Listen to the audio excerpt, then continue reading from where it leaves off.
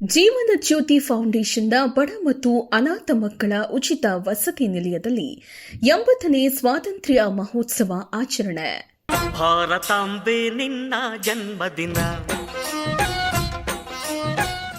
ರಾಯಬಾಗ ತಾಲೂಕಿನ ಆರುಗೇರಿ ಪಟ್ಟಣದ ಜನತಾ ಪ್ಲಾಟ್ನಲ್ಲಿರುವ ಜೀವನ ಜ್ಯೋತಿ ಫೌಂಡೇಶನ್ನ ಬಡ ಹಾಗೂ ಅನಾಥ ಮಕ್ಕಳ ವಸತಿ ನಿಲಯದಲ್ಲಿ 80ನೇ ಸ್ವಾತಂತ್ರ್ಯ ಮಹೋತ್ಸವವನ್ನು ಅತ್ಯಂತ ವಿಜೃಂಭಣೆಯಿಂದ ಆಚರಿಸಲಾಯಿತು.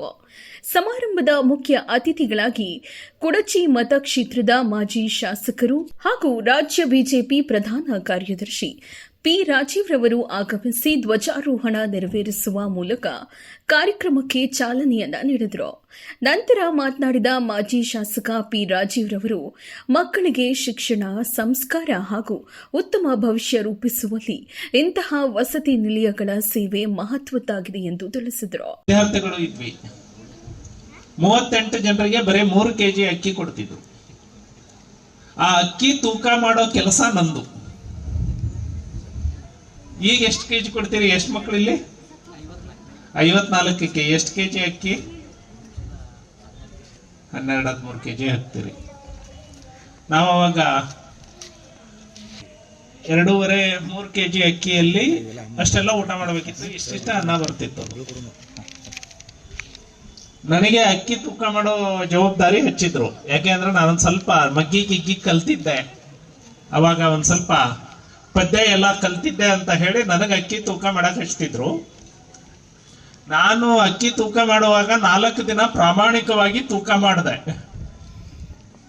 2.5 ಕೆಜಿ ಅಂದ್ರೆ ಕರೆಕ್ಟ್ 2.5 ಕೆಜಿನೇ ತೂಕ ಮಾಡ್ತಿದ್ದೆ. ಹಾಸ್ಟೆಲ್ ಹುಡ್ರೆಲ್ಲ ಒಂದ್ಸರಿ ಹಿಡ್ಕೊಂಡು ಕೂಡ ಹಾಕಿದ್ರೆ ನನ್ಗೆ ಯಾವನ್ಲೇ ನೀನು ಎಲ್ಲಿಂದ ಬಂದಿ ಅಂತ. ಹಿಂಗೆಲ್ಲ ತೂಕ ಮಾಡಬಾರ್ದು, ಈ ತರ ಮಾಡ್ಬೇಕು ಅಂದ್ರು. ಹೇಗೆ ಅಂದೆ, ನೀನು ನಮ್ಮ ವಾರ್ಡನಿಗೆ ಒಂದ್ ಸ್ವಲ್ಪ ವಯಸ್ಸಾಗಿತ್ತು, ಕಣ್ಣಷ್ಟು ಸರಿ ಕಾಣ್ತಿರ್ಲಿಲ್ಲ. ಆ ತಕ್ಕಡಿಯನ್ನ ಕಾಲಲ್ಲಿ ಒತ್ತಿ ಹಿಡಿಬೇಕು, ಅಕ್ಕಿ ಹಾಕಿ ಸ್ವಲ್ಪ ಜಾಸ್ತಿ ಅಕ್ಕಿ ಬರೋ ರೀತಿ ಮಾಡಬೇಕು ಅಂತ ಹೇಳಿದ್ರು. ಅವಾಗ ಅಷ್ಟು ಮಾಡಿದ್ರು ಕೂಡ ಬಹಳ ಕಡಿಮೆನೆ ಅನ್ನ ಸಿಗ್ತಿತ್ತು, ಹೊಟ್ಟೆ ತುಂಬಾ ಅನ್ನ ಸಿಗ್ತಿರ್ಲಿಲ್ಲ. ಈಗ ದಿನಗಳು ಬದಲಾಗಿದ್ದಾವೆ. ಈಗ ಬಹುತೇಕ ಯಾವ ವಿದ್ಯಾರ್ಥಿಗಳು ಹಸಿವಿನಿಂದ ಇರ್ತಾರೆ ಅಂತ ಅನ್ಸಲ್ಲ ನನಗೆ.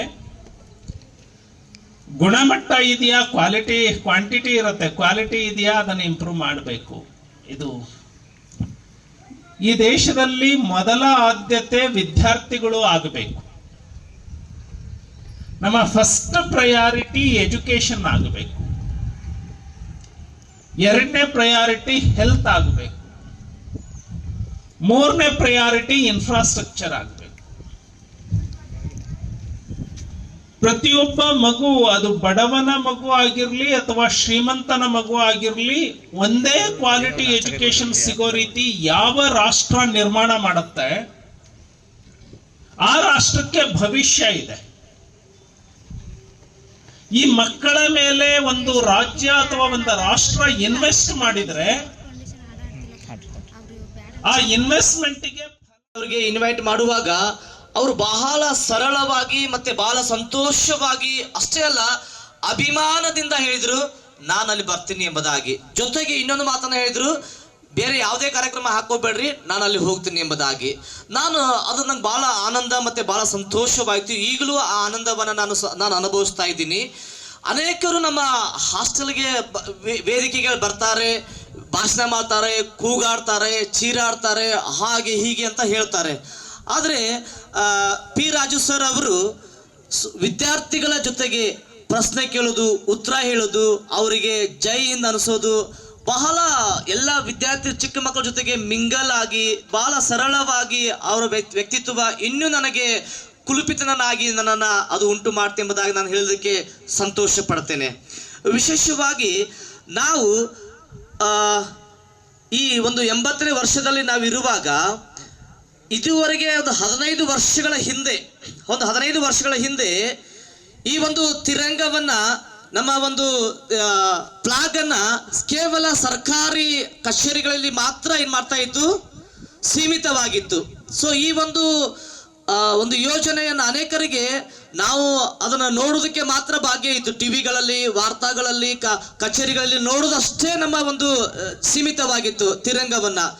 ಆದರೆ ಈ ಒಂದು ಶ್ರೇಷ್ಠ ಕಾರ್ಯವನ್ನ ನಮ್ಮ ಮಾನ್ಯ ಪ್ರಧಾನ ಮಂತ್ರಿಗಳಾಗಿರ್ತಕ್ಕಂಥ ಪ್ರಧಾನಿ ಮೋದಿಯವರು ಹರ್ ಘರ್ ತಿರಂಗ ಅನ್ನುವಂಥ ಒಂದು ಯೋಜನೆಯನ್ನು ತಂದು ನಮ್ಮ ಎಲ್ಲಾ ಮನೆಗಳಲ್ಲಿ ತಿರಂಗವನ್ನ ಹಾರಿಸಬೇಕು. ಈ ಸಂದರ್ಭದಲ್ಲಿ ಪುರಸಭೆ ಅಧ್ಯಕ್ಷ ಜ್ಞಾನೇಶ್ವರ ಧರ್ಮಟ್ಟಿ, ಉಪಾಧ್ಯಕ್ಷ ಬಸವರಾಜ ಹರಕೇರಿ, ಎಎಸ್ಐ ಸಿಂಗಿ, ಯಶವಂತ ರಾಮೋಜಿ, ನಿವೃತ್ತ ಸೈನಿಕ ಮಲ್ಲೇಶ ಮಾಳಿ, ವಸಂತ ಲಾಳಿ, ಕಾಂತು ಬಾಡಗಿ, ಬಸವರಾಜ ಕೂತ, ವಸಂತ ಅಲಕನೂರ, ದತ್ತ ಸಂಡಕಿ, ಪರಗೌಡ ಉಮಾರಾಣಿ, ಕರೆಪ್ಪ ಪೂಜಾರಿ, ಲಕ್ಕೆವ್ವ ಪಾರ್ತನಹಳ್ಳಿ ಸೇರಿದಂತೆ ಗಣ್ಯರು, ಸಿಬ್ಬಂದಿ ಹಾಗೂ ವಿದ್ಯಾರ್ಥಿಗಳು ಉಪಸ್ಥಿತರಿದ್ದರು. ಪ್ರಾಸ್ತಾವಿಕವಾಗಿ ಸಂಸ್ಥೆಯ ಅಧ್ಯಕ್ಷ ಕಾಶಪ್ಪ ಹನಗಂಡಿ ಮಾತನಾಡಿದರು. ಕಾರ್ಯದರ್ಶಿ ಮಹಾದೇವ ಕಾಂಬಳೆ ಸ್ವಾಗತಿಸಿದರು. ಸುನಿಲ ಕಬ್ಬೂರ ನಿರೂಪಿಸಿದರು. ಶಕುಂತಲಾ ಕರೆಪ್ಪಗೋಳ ವಂದಿಸಿದರು. ದೇಶಭಕ್ತಿ ಗೀತೆಗಳು, ಸಾಂಸ್ಕೃತಿಕ ಕಾರ್ಯಕ್ರಮಗಳು ಹಾಗೂ ವಿವಿಧ ಚಟುವಟಿಕೆಗಳೊಂದಿಗೆ ಸ್ವಾತಂತ್ರ್ಯೋತ್ಸವವನ್ನು ಸಂಭ್ರಮದಿಂದ ಆಚರಿಸಲಾಯಿತು.